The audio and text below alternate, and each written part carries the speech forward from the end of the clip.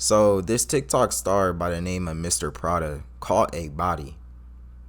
You know what I found very interesting today? Well, not even today. Like, I've been hearing about this shit all throughout my whole entire week. But I found it very interesting that it decided to pop up on my For You page today, right now. Like, I dead had no content, no ideas, no nothing to even express on, to give my opinion on, to criticize, to be like, what the fuck is wrong with this nigga? I ain't have shit to do. And you know, creators tend to come out with allegations more than normal people. So, I knew I had some cooking up in the lab, you know what I mean? Cooking up in the oven, you know what I'm talking about? This nigga Prada is really weird. And we finna dissect this whole shit. Whatever this nigga got going on. We finna go through this shit. Word too. So they're saying he slayed his therapist. You know, gotta put it in Minecraft terms. I mean, the news is saying that he did that, but who believes the news? They be saying anything on there. Dr. William Nicholas Abraham, popular TikTok star, Mr. Prada,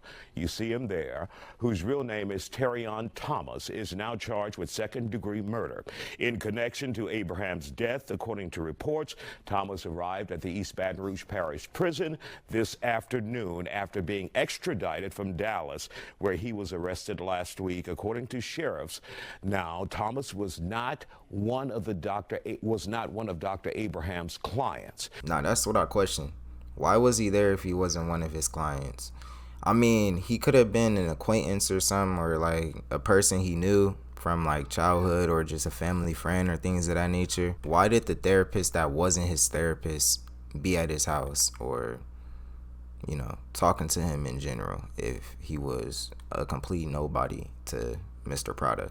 The therapist was last seen alive on surveillance video September 28th, walking into Thomas's apartment. His body was later found wrapped in a tarp on the inside of the road. Detectives say they searched Thomas's apartment and found a lot of blood which matched Dr. Abraham's DNA and clear signs of some kind of struggle. A motive has yet. I mean, you're already cooked. They got the dude walking to your crib on surveillance. Yeah, I'm not gonna lie, there's too many movies out there you can learn to take somebody's life from the right way, or just doing that in general. There is no, like, this is the most sloppiest premeditated killing that I've ever seen, bro. I'm not even gonna lie. He's already seen walking into a surveillance occupied place. That's where you're already fucked. That's where you're already fucked. And then you failed to do the cleanup job. Like, you failed to do the cleanup job.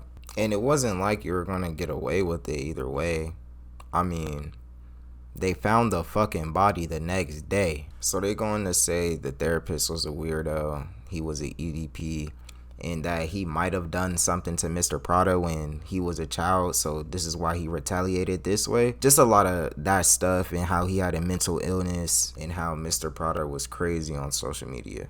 Some with basis, some off basis. So, for example, the therapist actually had a criminal past where there was a sexual assault against a child.